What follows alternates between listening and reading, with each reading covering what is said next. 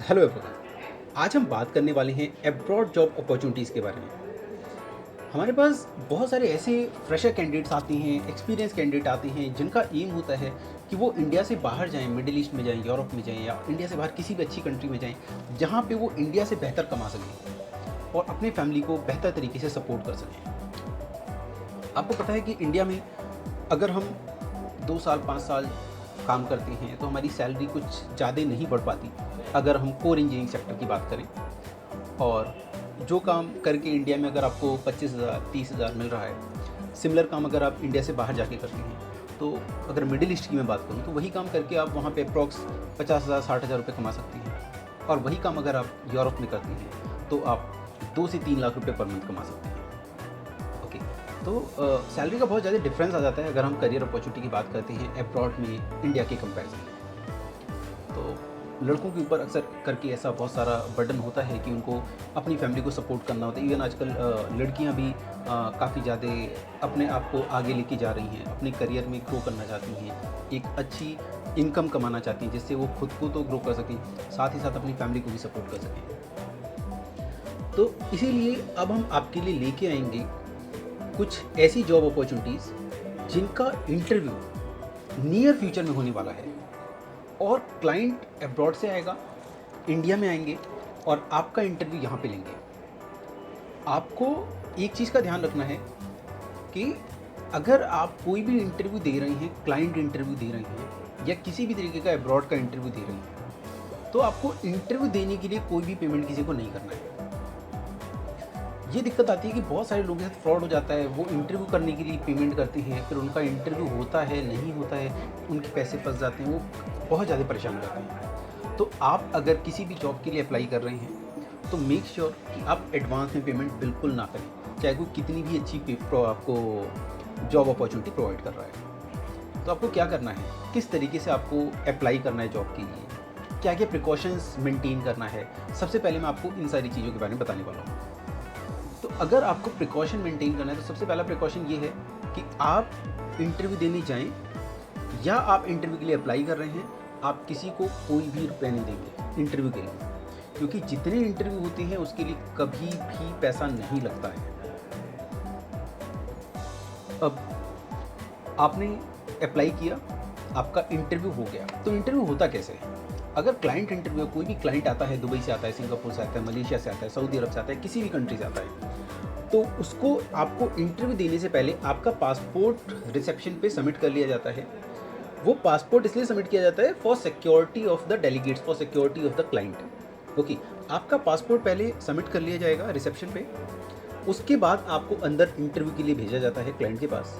आप क्लाइंट के पास जाते हो, क्लाइंट को जो भी पूछना होता है, टेक्निकल नॉन टेक्निकल, वो आपसे क्वेश्चन करता है और अगर आपका सिलेक्शन होता है तो ऑन द स्पॉट वहीं पे ही वो आपसे सैलरी डिस्कस करेगा और सैलरी डिस्कस करने के बाद आपको वहीं पे ही जॉब डिस्क्रिप्शन और जितनी भी डिटेल होती है, कंपनी का नाम, कंपनी क्या करती है, कितना वर्किंग आवर होने वाला है, क्या ओवर टाइम मिलने वाला है, क्या क्या फैसिलिटीज़ मिलने वाली हैं, सब कुछ आपको वहीं पे डिस्कस करना होता है। और एक रफ एग्रीमेंट होता है, तो क्लाइंट आपके सामने वो एग्रीमेंट बनाता है, वहाँ पे सारी डिटेल मेंशन करता है, क्या salary, working hours, everything okay, और आपसे बोलता है are you okay with this और नॉट। तो अगर आप ओके होते हैं तो आप एक्सेप्ट कर लेते हैं, अगर आपको नेगोशिएशन करना होता है तो आप वहाँ पे नेगोशिएशन कर सकते हैं। ओके, और इसके बाद आप जब क्लाइंट के साथ इंटरव्यू दे के निकल गए, चाहे आपने जॉब एक्सेप्ट किया या रिजेक्ट किया, सो लेट सपोज कि आपने एक्सेप्ट कर लिया जॉब ऑफर। अब आपने जब जॉब ऑफर एक्सेप्ट कर लिया है तो आप बाहर आते हैं इंटरव्यू रूम से, रिसेप्शन पे आते हैं। रिसेप्शन पे आपसे फिर से पूछा जाता है कि आपको ये क्लाइंट ने ऑफर किया है, are you okay with this, okay, you really want to proceed further और you don't want to proceed further. तो इस केस में आपके पास अभी टाइम मिलता है सोचने का, समझने का। आप यहाँ समझते हैं कि ये जो ऑफ़र मिला है, आप पूछ सकते हैं कि भाई ये रियाल में सैलरी है, इंडियन करेंसी में क्या होगा, इसकी और क्या क्या टर्म एंड कंडीशन है, तो वो आपको बताएंगे। इसके बाद अगर आपको ठीक लगता है कि हाँ आप जाना चाहते हो, तो आपका पासपोर्ट रख लिया जाता है और आपको एक पासपोर्ट का रिसिप्ट दे दिया जाता है। अगर आपको वो जॉब ऑफ़र एक्सेप्टेबल नहीं है तो आपका पासपोर्ट इमिडिएटली आपको रिटर्न कर दिया जाता है। So this is the process जिसके थ्रू आपका एब्रॉड के लिए रिक्रूटमेंट होता है। इसके बाद आपका मेडिकल होता है, तो मेडिकल का फ़ीस अक्सर करके आपको मेडिकल जाके खुद ही हॉस्पिटल में कराना होता है। चाहे गाँव का मेडिकल है, नॉर्मल मेडिकल है, तो मेडिकल का फ़ीस आपको खुद से ही हॉस्पिटल में जाके पे करना है। अब अगर कोई एजेंट ऐसा कह रहा है कि मेडिकल का फ़ीस आप हमें ट्रांसफ़र कर दो, हम हॉस्पिटल को पे करेंगे या XYZ, तो वो कहीं न कहीं आपके साथ गलत कर रहा है।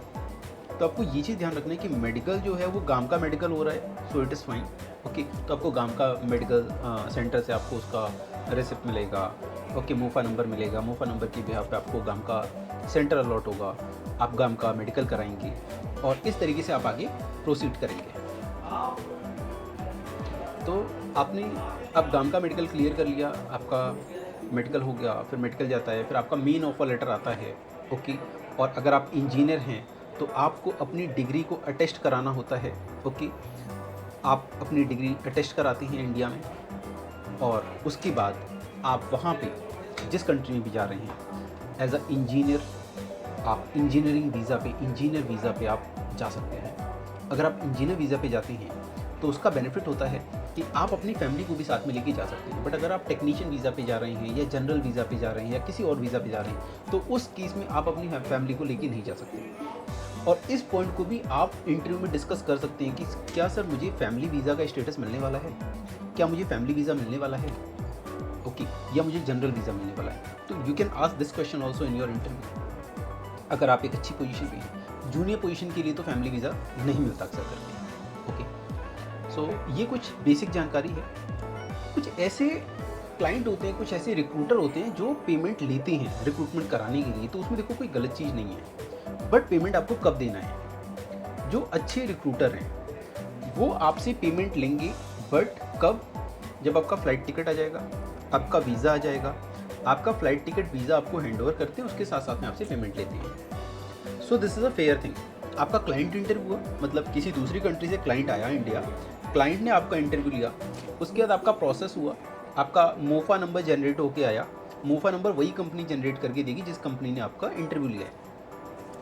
मोफा नंबर आया, मोफा नंबर आने के बाद फिर आपने मेडिकल कराया, मेडिकल कराने के बाद क्लाइंट ने आपका ऑफर लेटर भेजा, वीज़ा भेजा, ओके। जब वीज़ा आ गया आपका, अब वीज़ा आया है, अब आपसे क्लाइंट जो है वो पैसा मांग सकता है। तो जनरली 20,000, 30,000, 40,000, 50,000 तक ये एक जेन्युइन रेट है जो कि जो रिक्रूटमेंट एजेंसीज़ हैं वो लेती हैं, ओके। बट अगर कोई रिक्रूटमेंट एजेंसी 80,000 आपसे ले रहा है, या अगर आपसे कोई रिक्रूटमेंट एजेंसी 1 लाख ले रहा है, तो वो बहुत ही ज़्यादा प्राइस है, ओके। तो उतना प्राइस आपको नहीं देना है। आपको मैक्सिमम जो आपका जो सर्विस चार्ज जाता है वो 40 से 50,000 तक जाता है जनरल, अगर हम बात करें तो, ओके। तो इन सारी चीज़ों का बहुत ख्याल रखना है आपको कि आप अगर जा रहे हैं तो आप प्रॉपर प्रोसेस से जाएँ, ओके। आप किसी गलत हाथ में ना फंसें। और बाकी देखिए, जितनी भी जॉब वैकेंसीज़ हम आपके लिए अब लेके आने वाले हैं, ये सारी जॉब वैकेंसीज़ के बारे में मैं आपको बताऊंगा। क्या जॉब पोजीशन है, कितनी वैकेंसी अवेलेबल है, इंटरव्यू कब होने वाला है, और जितनी भी मैं आपको जॉब अपॉर्चुनिटीज़ बताऊंगा उन सारी अपॉर्चुनिटी के कॉन्टैक्ट डिटेल आपको डिस्क्रिप्शन में मिलेंगे। ये बिल्कुल फ्री सर्विस है, इस सर्विस का लाभ हर कोई उठा सकता है। और अगर आप ANDT या NIST के स्टूडेंट हैं तो आपको स्पेशल कुछ जॉब अपॉर्चुनिटीज़ मिलने वाली हैं, जो कि एक्सक्लूसिव जॉब्स होती हैं, जो डायरेक्ट हमारे पास आती हैं टॉप ऑर्गेनाइजेशन से। और ये तो जॉब अपॉर्चुनिटी सबके लिए अवेलेबल है, हर कोई इसका फ़ायदा उठा सकता है।